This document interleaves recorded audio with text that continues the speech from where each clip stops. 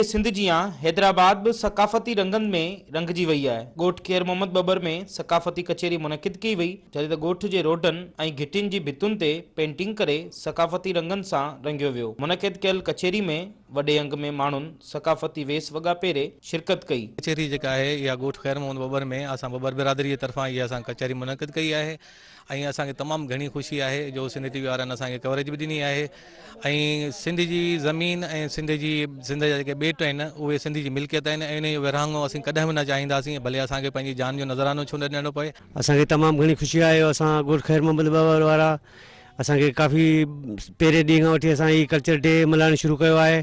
असीं सिंध टीवी वारनि जा बेहद शुक्रगुज़ार आहियूं जेके असां वटि हर साल हिते ईंदा आहिनि ऐं असांजो प्रोग्राम अटेंड कंदा आहिनि। सिंध असांजी बेट जेकी आहे असां उनजी असांजी माउ आहे। सिंध असांजी जीजल माउ आहे ऐं उनखे असां विराए नथा कॾहिं चाहींदासीं।